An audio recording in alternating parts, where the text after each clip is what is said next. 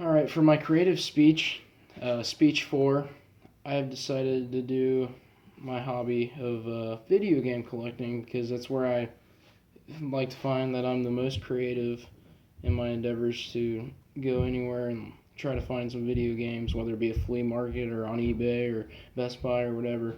I'm always trying on the prowl for video games and old video games and even even the broken stuff. If it's repairable, I pick it up too. I mean, shoot, I got two PS1s here. Two PS1s.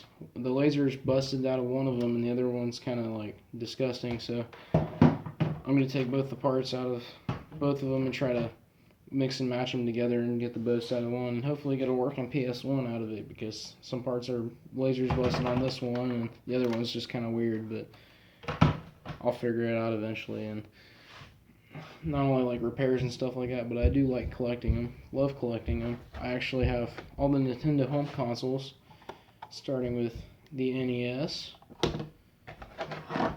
to the Super Nintendo to the Nintendo 64. Then I got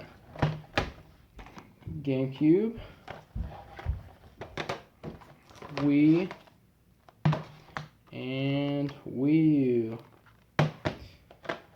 I first got introduced to video game collecting by my dad. He had a little supply. He had a short supply of video games, and or I shouldn't say short because he gave me a large number of the ones I have, but he got me hooked on it because he just always had like a huge cabinet just full of video games, and I was like, oh, that's awesome. It'd be cool to have some stuff like that.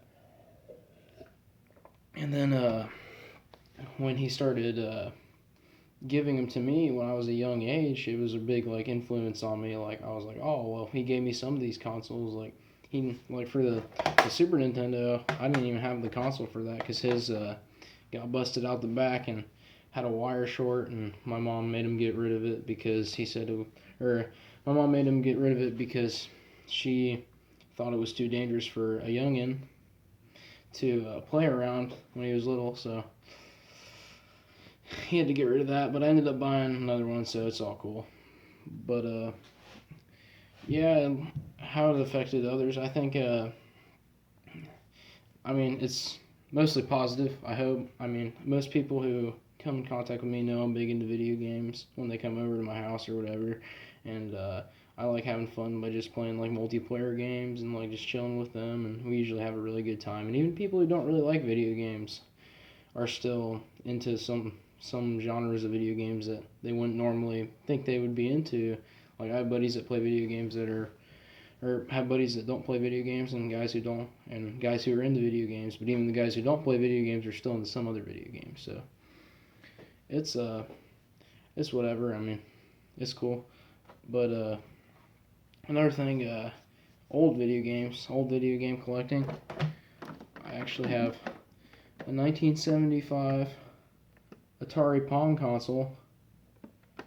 One of the first, not the first, because that honor is held to the Magnavox Odyssey in 1972, 73, I believe. Yeah, 73. I think it was 73. But oh well, it was one of the first home consoles. But this was one of the first mainstream and in households consoles that a lot of people don't remember. I mean, video games were kind of a obscure thing back then, and a lot of people either thought they were kids' toys or decided to spend their money on other stuff. But I mean, I've always been into it, so it's cool. And my plans to on the hobby in the future, plan to just keep getting more video games. I mean, I'm like I said, I'm really into video game collecting, and anybody who collects anything will tell you that unless you have all of them, it's never enough.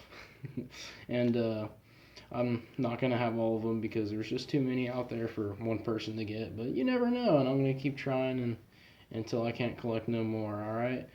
Well, that concludes my speech 4, and why video games really bring out my creative side. Alright.